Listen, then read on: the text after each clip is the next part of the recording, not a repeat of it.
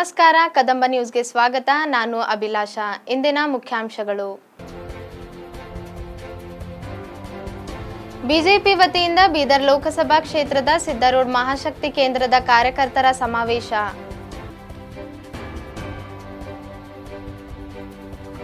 ಭಾಲ್ಕಿಯಲ್ಲಿ ಹೊಸ ವರ್ಷ ಯುಗಾದಿ ಹಬ್ಬದ ಪೂಜೆ ನೆರವೇರಿಸಿದ ಸಚಿವ ಈಶ್ವರ್ ಖಂಡ್ರೆ.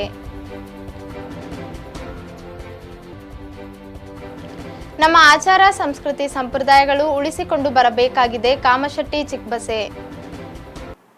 ಬೀದರ್ ಲೋಕಸಭಾ ಕ್ಷೇತ್ರದ ಸಿದ್ದಾರೂಢ ಮಹಾಶಕ್ತಿ ಕೇಂದ್ರದ ಕಾರ್ಯಕರ್ತರ ಸಮಾವೇಶದಲ್ಲಿ ಭಗವಂತ ಗುಬ್ಬಾ ಪಾಲ್ಗೊಂಡರು. ಮುಂಬರುವ ಲೋಕಸಭಾ ಚುನಾವಣೆ 2024 ಕುರಿತು ಚರ್ಚಿಸಲಾಯಿತು. ಕ್ಷೇತ್ರದಲ್ಲಿ ಆದ ಅಭಿವೃದ್ಧಿ ಕಾರ್ಯಗಳು, ಪ್ರಧಾನಮಂತ್ರಿ ನರೇಂದ್ರ ಮೋದಿ ಅವರ ನೇತೃತ್ವದಲ್ಲಿ ಭಾರತದ ಪ್ರಗತಿ ಮತ್ತು ವಿಶ್ವದಲ್ಲಿ ಭಾರತದ ಸ್ಥಾನಮಾನ ಹೆಚ್ಚಿಸಿರುವ ಕುರಿತು ತಿಳಿಸಲಾಯಿತು. ನಾವೆಲ್ಲ ಎನ್ಡಿಎ ಗೆಲುವಿಗೆ ಶ್ರಮಿಸಬೇಕು ಮತ್ತು ಅಬ್ಕಿ ಬಾರ್ 400 ಘಾರ್ ಘೋಷಣೆಯನ್ನು ನಿಜವಾಗಿಸಬೇಕು ಎಂದರು.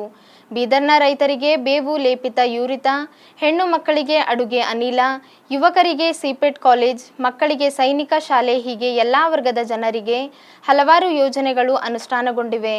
ಕೇಂದ್ರ ಸರ್ಕಾರದ ಯೋಜನೆಗಳ ಫಲಾನುಭವಿಗಳನ್ನು ನಾವೆಲ್ಲ ಸಂಪರ್ಕಿಸಿ ಈ ಕುರಿತು ಜಾಗೃತಿ ಮೂಡಿಸಬೇಕೆಂದು ಭಗವಂತ ಖೂಬಾ ಹೇಳಿದರು.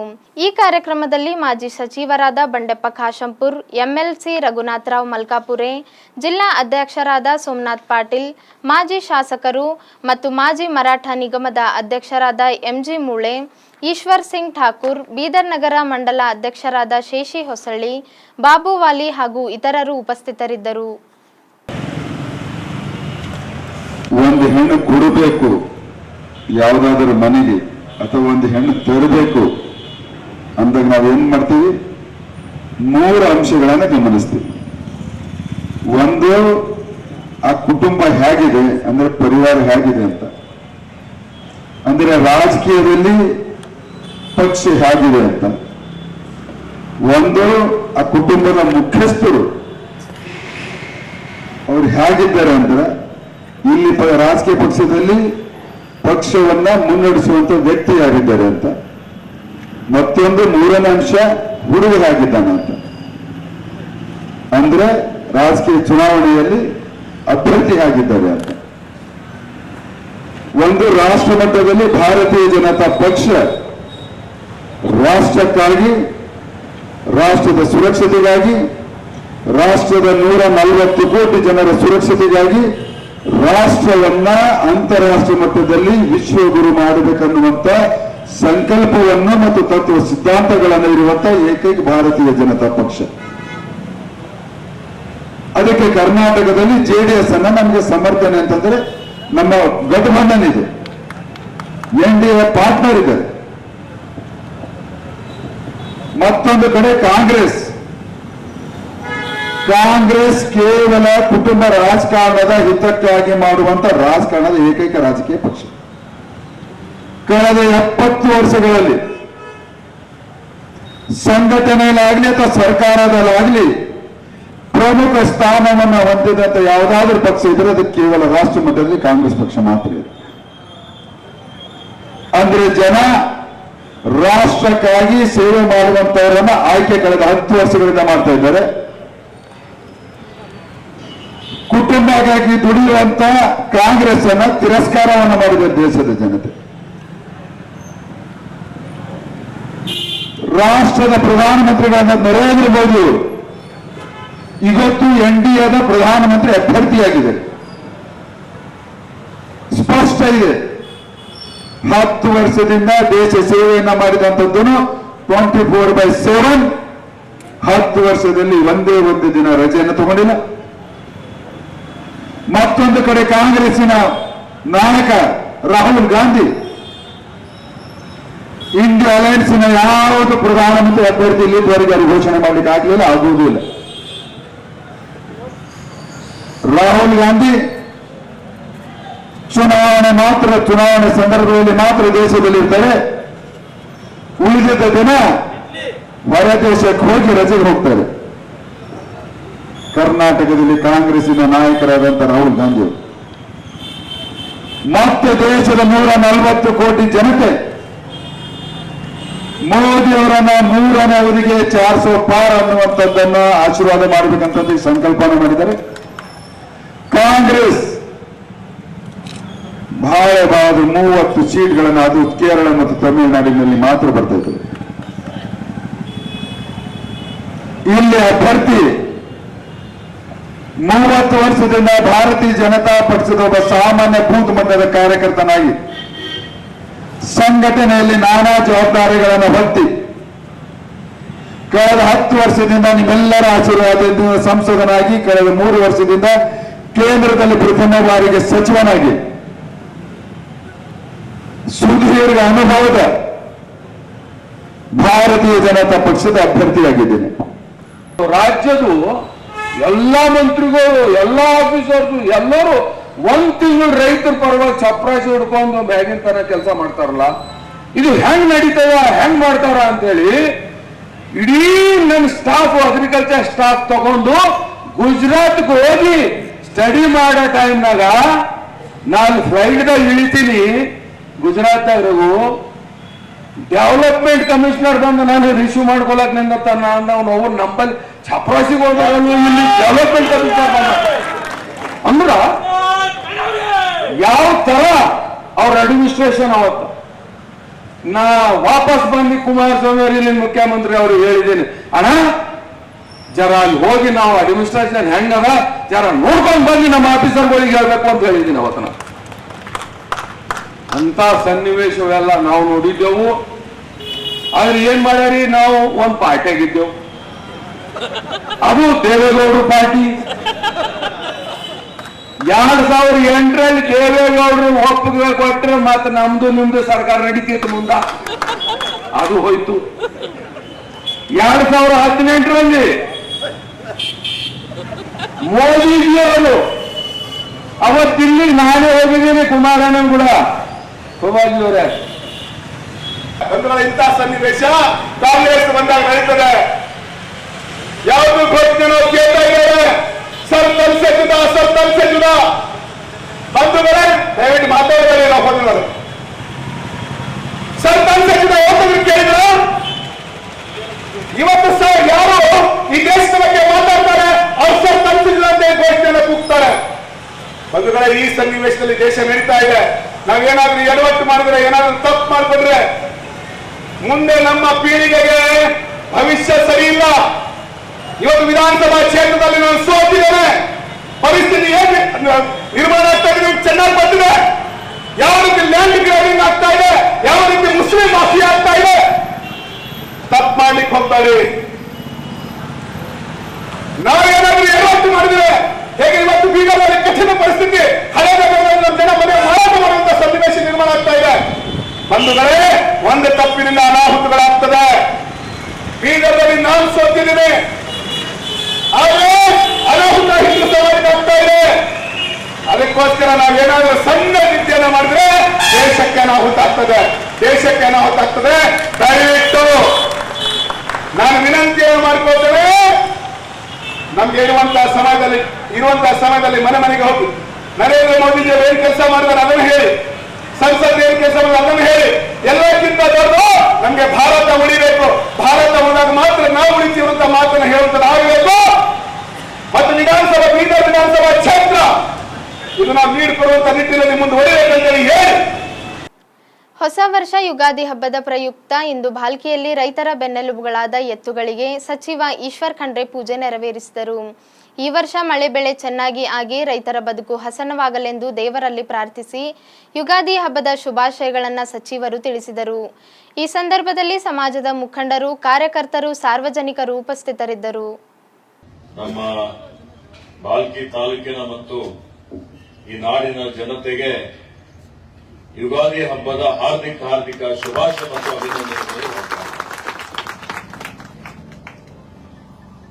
ನಮ್ಮ ದೇಶ ಧರ್ಮ ಪ್ರಧಾನವಾದಂತಹ ಒಂದು ರಾಷ್ಟ್ರವಾಗಿದೆ. ನಮ್ಮ ಜನ ಬಹಳಷ್ಟು ಕಾಲಕ್ಕೆ ಬಹಳ ಋಷಿಗಳು, ಮುನಿಗಳು, ಸಾಧುಗಳು, ಸಂತರು, ಸೂಫಿಗಳು, ಇವತ್ತು ಅನೇಕ ಜನ ಮಹಾಪುರುಷರೆಲ್ಲ ಈ ಪುಣ್ಯ ಭೂಮಿಯಲ್ಲಿ ಹುಟ್ಟಿ ಕಾಲಕ್ಕೆ ಸಮಾಜವನ್ನು ಜಾಗೃತಿ ಮಾಡಿಸುವಂತದ್ದು ಮತ್ತು ಸಮಾಜದಲ್ಲಿರುವಂತಹ ಅನಿಷ್ಟಗಳೇನಿದ್ದಾವೆ, ಏನ್ ತಾರತಮ್ಯ ಇದೆ, ಅಸಮಾನತೆ ಇದೆ, ದ್ವೇಷ ಇದೆ, ಇವೆಲ್ಲವನ್ನೂ ಹೋಗಲಾಡಿಸಿ ಮೌಲ್ಯಗಳನ್ನು ಎತ್ತಿ ಹಿಡಿದು ಇವತ್ತು ಮಾನವರೆಲ್ಲರೂ ಒಂದೇ ಅನ್ನುವಂತಹ ಒಂದು ಸಂದೇಶವನ್ನು ಕೊಡಲಿಕ್ಕೆ ಪ್ರಯತ್ನವನ್ನು ಮಾಡಿದ್ದಾರೆ. ಅದೇ ರೀತಿಯಲ್ಲಿ ನಮ್ಮ ದೇಶದಲ್ಲಿ ನಾವೆಲ್ಲ ಅನೇಕ ಹಬ್ಬಗಳನ್ನು ಮಾಡ್ತೇವೆ. ಹಿಂದೂಗಳು ಹಬ್ಬ ಆಚರಣೆ ಮಾಡ್ತೀವಿ, ಮುಸ್ಲಿಂ ಬಾಂಧವರು ಹಬ್ಬದ ಆಚರಣೆ ಮಾಡ್ತಾರೆ, ಕ್ರೈಸ್ತ ಬಾಂಧವರು ಮಾಡ್ತಾರೆ, ಬುದ್ಧ ಬಾಂಧವರು ಮಾಡ್ತಾರೆ, ಜೈನ್ ಧರ್ಮದವರು ಮಾಡ್ತಾರೆ. ಹೀಗಾಗಿ ಅವರವರ ಎಲ್ಲಾ ಹಬ್ಬ ಹರಿದಿನಗಳಿಗೆ ತನ್ನದೇ ಆದಂತಹ ಒಂದು ಐತಿಹಾಸಿಕವಾದಂತಹ ಹಿನ್ನೆಲೆ ಇದೆ. ಇವತ್ತು ನೋಡಿ ನೀವು ಈ ಎಲ್ಲಾ ಹಬ್ಬಗಳ ಉದ್ದೇಶ ಏನಪ್ಪಾ ಅಂತ ಹೇಳಿದ್ರೆ, ಎಲ್ಲರೂ ಒಂದಂತೂ ಈ ದೇಶದಲ್ಲಿರುವಂತಹ ಎಲ್ಲಾ ಜನ ಒಗ್ಗಟ್ಟಾಗಿ ವಮನಸ್ಸಿನಿಂದ ಸಹೋದರತ್ವ ಸಹಬಾಳ್ವೆಯಿಂದ ನಾವೆಲ್ಲ ಒಂದಾಗಿ ಹಬ್ಬಗಳನ್ನು ಆಚರಿಸ್ತೇವೆ. ಅದು ನಮ್ಮಲ್ಲಿ ದೀಪಾವಳಿ ಹಬ್ಬ ಇರಬಹುದು, ಇವತ್ತು ದಸರಾ ಹಬ್ಬ ಇರಬಹುದು, ವಿಜಯದಶಮಿ, ಇವೆಲ್ಲ ಹಬ್ಬಗಳಿಗೆ ಕೆಡುಕಿನ ಮೇಲೆ ಒಳಿತಿನ ಜಯ ಅಂತ ಹೇಳ್ತೀವಿ. ನಾವೆಲ್ಲ ದುಷ್ಟರ ಸಂಹಾರ ಶಿಷ್ಟರ ರಕ್ಷಣೆ ಆಗ್ಬೇಕು ಅಂತ ಪೂಜೆ ಮಾಡ್ತೀವಿ, ಪುನಸ್ಕಾರ ಮಾಡ್ತೀವಿ, ನವರಾತ್ರಿ ಉತ್ಸವ ಮಾಡ್ತೀವಿ. ಇದೆಲ್ಲದರ ಮುಖ್ಯವಾದಂತಹ ಅರ್ಥ ಏನಿದೆಯಪ್ಪ ಅಂತ ಹೇಳಿದ್ರೆ, ನಾವೆಲ್ಲರೂ ಇವತ್ತಿನ ಕಾಲದಲ್ಲಿ ನಮ್ಮಲ್ಲಿರುವಂತಹ ಏನು ಇವತ್ತು ಕೆಡುಕುಗಳಿದ್ದಾವೆ, ಕೆಟ್ಟ ವಿಚಾರಗಳಿದ್ದಾವೆ, ಕಾಮ ಕ್ರೋಧ ಮೋಹ ಮದ ಮತ್ಸರ ಇವೆಲ್ಲವನ್ನು ಬಿಟ್ಟು ನಾವು ಒಳಿತಿನ ಕಡೆ ಹೋಗ್ಬೇಕು ಅನ್ನುವಂಥದ್ದು. ಇವತ್ತು ಆಧುನಿಕ ಯುಗದಲ್ಲಿ ಬಹಳಷ್ಟು ಬದಲಾವಣೆ ಆಗ್ತಾ ಇದೆ. ಪ್ರೀತಿ ವಿಶ್ವಾಸ ಸಹೋದರತ್ವ ಕಡಿಮೆ ಆಗ್ತಾ ಇದೆ. ಇಂಥ ಪರಿಸ್ಥಿತಿಯಲ್ಲಿ ನಾವೆಲ್ಲ ಎಲ್ಲಾ ಹಬ್ಬಗಳು ಬಹಳ ಉತ್ತಮ ರೀತಿಯಲ್ಲಿ ಎಲ್ಲರೂ ಕೂಡಿಕೊಂಡು ಆಚರಣೆ ಮಾಡುವಂಥದ್ದು ಬಹಳ ಅವಶ್ಯಕತೆ ಇದೆ ಅಂತ ಹೇಳಿ ನಾನು ಹೇಳಿಕ್ಕೆ ಬಯಸ್ತಾ ಇದ್ದೇನೆ. ಇವತ್ತು ಇದೇ ರೀತಿಯಲ್ಲಿ ನಮ್ದೇನು ಯುಗಾದಿ ಹಬ್ಬ ಇದೆ, ಯುಗಾದಿ ಹಬ್ಬಕ್ಕೆ ಏನ್ ಹಿನ್ನೆಲೆ ಇದೆಯಪ್ಪ ಅಂತ ಹೇಳಿದ್ರೆ, ಸೃಷ್ಟಿಕರ್ತ ಈ ಭೂಮಿ ಸೃಷ್ಟಿ ಮಾಡಿದಂಥದ್ದು ಪ್ರಕ್ರಿಯೆ ಈ ಯುಗಾದಿ ದಿನದಿಂದ ಪ್ರಾರಂಭ ಆಯಿತು. ಹೀಗಾಗಿ ಯುಗಾದಿ ಹಬ್ಬ ಇದು ಹೊಸ ವರ್ಷ ಅಂತ ಹೇಳಿ ಇವತ್ತಿನಿಂದಲೇ ನಮ್ಮ ಎಲ್ಲಾ ಆಚರಣೆಗಳು, ನಮ್ಮ ಪ್ರಕ್ರಿಯೆಗಳು ನಾವು ಪ್ರಾರಂಭ ಮಾಡಬೇಕು ಅನ್ನುವಂಥದ್ದು.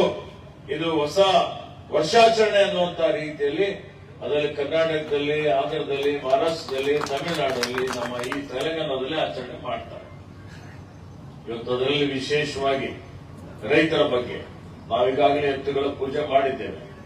ನಮ್ಮಲ್ಲಿ ಸುಮಾರು ಹಿಂದೆ 80-90% ಜನ ರೈತರು ಅಂತ ಹೇಳಿದ್ರೆ ಎಲ್ಲಾ ಜಾತಿ ಎಲ್ಲಾ ಮತ ಬಾಂಧವರು ಬಂದರು. ಇವತ್ತು ರೈತರೇನು ಬೆಳೆ ಬೆಳೀತಾರೆ, ಆ ಬೆಳೆ ಬೆಳೆದು ಅದಕ್ಕೆ ಕೃಷಿ ಉತ್ಪಾದನೆ ಬರ್ತದೆ, ಹಾರ್ವೆಸ್ಟಿಂಗ್ ಆಗ್ತದೆ, ಕೊಯ್ಲು ಆಗ್ತದೆ. ಅದಾದ್ಮೇಲೆ ರೈತರೆಲ್ಲರೂ ತಮ್ಮ ಮನೆಗಳಲ್ಲಿ ದವಸ ಧಾನ್ಯಗಳಿರ್ತಾರೆ. ಮುಂಗಾರು ಹಿಂಗಾರು ಹಂಗಾಮ ಮುಗೀತದೆ. ಹಿಂಗಾರು ಹಂಗಾಮ ಮುಗಿದು ತಾಪಮಾನ ಹೆಚ್ಚಿಗೆ ಆಗ್ತದೆ. ಈ ತಾಪಮಾನ ಹೆಚ್ಚಿಗೆ ಆಗಿದಂತಹ ಸಂದರ್ಭದಲ್ಲಿ ಇವತ್ತು ಅನೇಕ ರೋಗ ರುಜಿನಗಳು ಬರ್ತವೆ. ಹೀಗಾಗಿ ಮುಂದಿನ ಹಂಗಾಮು, ಈಗ ಮುಂಗಾರು ಹಂಗಾಮ ಬರ್ತದೆ, ಮಳೆ ಬರ್ತದೆ, ಯುಗಾದಿ ದಿನ ಮಳೆ ಬರಬೇಕು ಅಂತ ಹೇಳ್ತಾರೆ. ಜನವರಿ 1 ಕ್ಯಾಲೆಂಡರ್ ಬದಲಾವಣೆ ವರ್ಷವಾದರೆ ನಮ್ಮ ಭಾರತೀಯ ಸಂಸ್ಕೃತಿ ಸಂಪ್ರದಾಯದ ಪ್ರಕಾರ ವರ್ಷದ ಪ್ರಥಮ ಮತ್ತು ನೂತನ ಹಬ್ಬ ಯುಗಾದಿಯಾಗಿದೆ. ನಿಜವಾಗಿಯೂ ಈ ಯುಗಾದಿಯೇ ನಮಗೆಲ್ಲ ಹೊಸ ವರ್ಷ. ನಮ್ಮ ಭಾರತೀಯ ಪಂಚಾಂಗವು ಯುಗಾದಿಯ ದಿನದಿಂದಲೇ ಬದಲಾಗುತ್ತದೆ. ಈ ನೂತನ ವರ್ಷದ ಮೊದಲ ದಿನವೇ ನಮ್ಮ ಗುರು ಹಿರಿಯರು ಇಡೀ ವರ್ಷದ ಮಳೆ ಬೆಳೆಯ ಸಂಪೂರ್ಣ ಭವಿಷ್ಯವನ್ನು ಹೇಳುತ್ತಾರೆ. ಗ್ರಾಮಗಳಲ್ಲಿನ ರೈತರು ಮುಖಂಡರು ಗುರು ಹಿರಿಯರ ಸಮ್ಮುಖದಲ್ಲಿ ಕುಳಿತು ಹೊಸ ವರ್ಷದ ಮಹತ್ವವನ್ನು ತಿಳಿದುಕೊಳ್ಳುವರು. ನಾವು ಆಧುನಿಕತೆಯಲ್ಲಿ ಎಷ್ಟೇ ಮುಂದುವರೆದರೂ ಕೂಡ ನಮ್ಮ ಆಚಾರ ಸಂಸ್ಕೃತಿ ಸಂಪ್ರದಾಯಗಳು ಉಳಿಸಿಕೊಂಡು ಬರಬೇಕಾಗಿದೆ ಎಂದು ಸೂರ್ಯ ನಮಸ್ಕಾರ ಸಂಘದ ಅಧ್ಯಕ್ಷರಾದ ಕಾಮಶೆಟ್ಟಿ ಚಿಕ್ಕಬಸೆ ಅವರು ನುಡಿದರು. ಅವರು ಬೀದರ್ ನಗರದ BVB ಕಾಲೇಜು ಆವರಣದಲ್ಲಿ ನವೀನ್ ಪಬ್ಲಿಕ್ ಸ್ಕೂಲ್ ಮತ್ತು ಸೂರ್ಯ ನಮಸ್ಕಾರ ಸಂಘವು ಆಯೋಜಿಸಿದ ಯುಗಾದಿ ಆಚರಣೆ ಕಾರ್ಯಕ್ರಮದಲ್ಲಿ ಸರ್ವರಿಗೂ ಯುಗಾದಿ ಹಬ್ಬದ ಶುಭಾಶಯ ಕೋರಿ ಮಾತನಾಡಿದರು. ಸಿಎಂ ಸಿದ್ದರಾಮಯ್ಯ ಚುನಾವಣಾ ಪ್ರಚಾರದ ವೇಳೆ ಕಾಂಗ್ರೆಸ್ ಕಾರ್ಯಕರ್ತನೊಬ್ಬ ಗನ್ ತಂದು ಆಘಾತಕಾರಿ ಘಟನೆ ನಡೆದಿದೆ. ಬೆಂಗಳೂರು ದಕ್ಷಿಣ ಕ್ಷೇತ್ರದ ಭೈರಸಂದ್ರದಲ್ಲಿ ಸಿದ್ದರಾಮಯ್ಯ ಕಾಂಗ್ರೆಸ್ ಅಭ್ಯರ್ಥಿಗಳ ಪರ ಪ್ರಚಾರ ಮಾಡುತ್ತಿದ್ದರು. ಈ ವೇಳೆ ಘಟನೆ ನಡೆದಿದೆ. ಸೊಂಟದಲ್ಲಿ ಗನ್ ಇಟ್ಟುಕೊಂಡ ವ್ಯಕ್ತಿಯೊಬ್ಬ ಬಂದು ಪ್ರಚಾರದ ಕ್ಯಾಂಟರ್ ಏರಿ ಸಿಎಂಗೆ ಹಾರ ಹಾಕಿದ್ದಾನೆ. ಬಿಳಿ ಡ್ರೆಸ್ ಹಾಕಿಕೊಂಡು ಕುತ್ತಿಗೆಗೆ ಕಾಂಗ್ರೆಸ್ ಶಾಲು ಸುತ್ತಿಕೊಂಡ ವ್ಯಕ್ತಿ ತನ್ನ ಸೊಂಟಕ್ಕೆ ಗನ್ ಇಟ್ಟುಕೊಂಡಿದ್ದ. ಮೇಲ್ನೋಟಕ್ಕೆ ಸಿಎಂ ಪ್ರಚಾರ ವೇಳೆ ಭದ್ರತಾ ಲೋಪವಾಗಿರುವುದು ಕಂಡು ಬಂದಿದೆ. ಸಿಎಂ ಕ್ಯಾಂಟರ್ ಏರಿದ್ದ ವ್ಯಕ್ತಿ ಬಳಿ ಗನ್ ಇದ್ದರೂ ಪೊಲೀಸರು ಆತನನ್ನು ಗಮನಿಸಲಿಲ್ವಾ ಎಂಬ ಪ್ರಶ್ನೆ ಮೂಡಿದಿದೆ. ಎಲ್ಲರಿಗೂ ಕಾಣುವಂತೆ ಆತ ಸೊಂಟದಲ್ಲಿ ಗನ್ ಸಿಕ್ಕಿಸಿಕೊಂಡಿದ್ದರೂ ಅದು ಪೊಲೀಸರಿಗೆ ಕಾಣಿಸಲಿಲ್ವಾ ಎಂಬ ಪ್ರಶ್ನೆಯೂ ಮೂಡಿದೆ. ಇನ್ನು ಹಾರ ಹಾಕಿದ ವ್ಯಕ್ತಿ ಬಳಿಕ ಅಲ್ಲಿಂದ ತೆರಳಿದ್ದಾನೆ. ಇನ್ನು ಸೊಂಟದಲ್ಲಿ ಗನ್ ಇಟ್ಟುಕೊಂಡು ಸಿಎಂ ಸಿದ್ದರಾಮಯ್ಯಗೆ ಹಾರ ಹಾಕಿದ ವ್ಯಕ್ತಿಯನ್ನು ರಿಯಾಜ್ ಅಂತ ಗುರುತಿಸಲಾಗಿದೆ. ಈಗ ಬೆಂಗಳೂರಿನ ಸಿದ್ದಾಪುರದ ಕಾಂಗ್ರೆಸ್ ಕಾರ್ಯಕರ್ತನಾಗಿದ್ದು ಸುಮಾರು 25 ವರ್ಷಗಳಿಂದಲೂ ಕಾಂಗ್ರೆಸ್ನಲ್ಲಿ ಗುರುತಿಸಿಕೊಂಡಿದ್ದಾನೆ. ಇನ್ನು ಘಟನೆ ಕುರಿತಂತೆ ಖಾಸಗಿ ಸುದ್ದಿವಾಹಿನಿ ಜೊತೆ ಮಾತನಾಡಿದ ರಿಯಾಜ್, ಈ ಹಿಂದೆ ನನ್ನ ಮೇಲೆ ದಾಳಿಯಾಗಿತ್ತು. ಆಗ ಪರವಾನಗಿ ಪಡೆದು ಗನ್ ಇಟ್ಟುಕೊಂಡಿದ್ದೆ. ನಾನು ಸಿದ್ದರಾಮಯ್ಯ ಅವರ ಅಭಿಮಾನಿ ಎಂದು ಹೇಳಿದ್ದಾನೆ.